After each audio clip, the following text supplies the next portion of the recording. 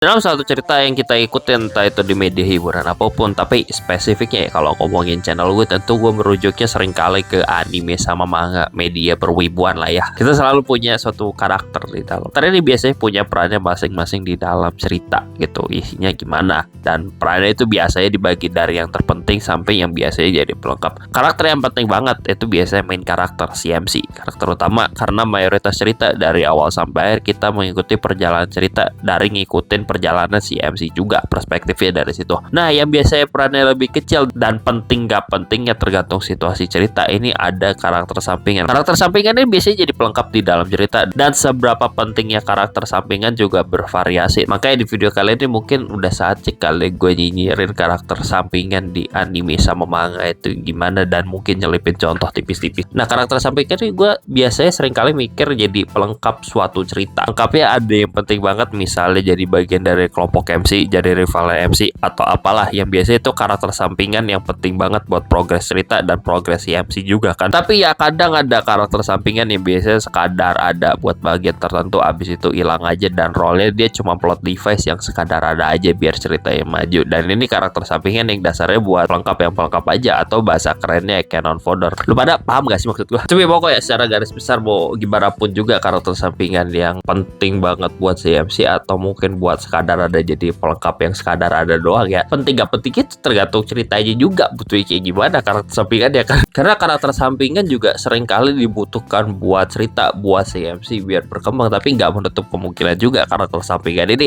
berdiri sendiri dan gak terlalu berkaitan sama CMC juga kok. Semuanya lagi-lagi tergantung sama role apa yang dibutuhkan di dalam cerita, dan karakter sampingan ini ngisi role kayak gimana. Tentu juga kalau kita berbicara karakter sampingan itu ada hubungannya sama screen time, dan kita harus sadar kalau misalnya screen time karakter sampingan itu jumlahnya lebih sedikit dari MC. Karena ini bukan cerita si karakter sampingan, ini adalah cerita si MC. Jadi kalau lu pada ngefans sama karakter sampingan, kudu menerima hal ini. Cuman bukan berarti dengan screen time yang lebih sedikit dari si MC dan bukan jadi fokus utama suatu cerita, karakter sampingan ini bisa asal-asalan screen time-nya gitu. Karena gua rasa tantangan ngebikin karakter sampingan itu biasanya kudu ngebikin karakter sampingan ini kerasa jadi dan komplit karakterisasinya dengan screen time yang lebih sedikit dari si MC. Terutama kalau misalnya karakter samping ini punya role yang misalnya lumayan gede buat ceritanya. Soalnya kalau karakter sampingnya cuma jadi canon fodder ya udah emang gitu aja role. Karena kadang tuh karakter sampingan bisa ngasih perspektif baru di suatu cerita yang gak di cover dari perspektif MC. Jadi walaupun screen time dikit ya tetap kudu ngasih screen time yang cukup biar karakter sampingan bisa ngasih impact yang kerasa buat cerita itu gimana. Makanya gue nggak suka banget sama karakter sampingan yang kesannya itu role tanggung banget gitu di cerita.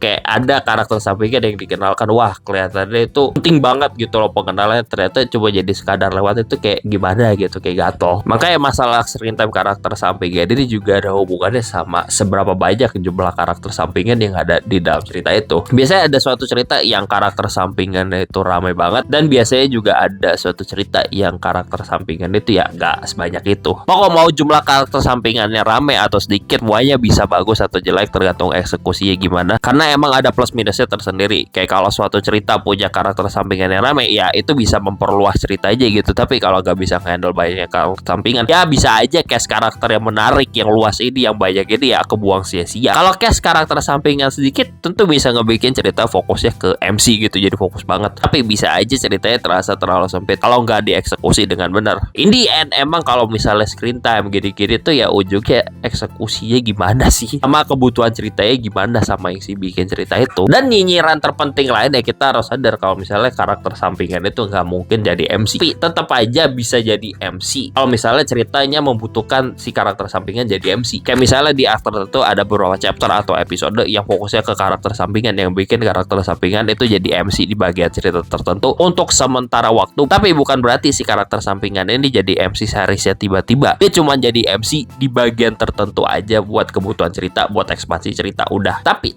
lagi nih, karakter sampingan tetap bisa jadi MC. Si karakter sampingan itu biasanya dapat spin off, dapat seriesnya sendiri, dan di titik itu gue rasa dia udah bukan jadi karakter sampingan, dia udah jadi MC gitu. Dia jadi MC karena dia udah punya ceritanya sendiri, dan itu sering lo temukan gitu di saat ada cerita, wah ini karakter sampingan dia popularitas gede, akhirnya dapat spin off sendiri, itu dia jadi MC gitu karena menarik banget dan dirasa pantas mendapatkan ceritanya sendiri. Dan itu role si MC di main main series di spin-off ya, itu tukeran lah. Anyway, udah gitu aja kali video nyinyirin karakter sampingan. Ya karakter sampingan ini ya penting gitu buat cerita, buat pelengkap. Dan apa ya, gue juga ngikutin series, banyak banget series yang gue tertarik banget sama karakter sampingannya. Tapi ya aku udah ingat juga karakter sampingan di suatu cerita itu bukan MC. Syukur-syukur kalau misalnya karakter sampingan itu ternyata banyak yang suka dan tiba-tiba dapat spin-off, ya itu udah bukan jadi karakter sampingan, udah jadi MC sih. Anyway, udah gitu aja giliran karakter sampingan. Bye.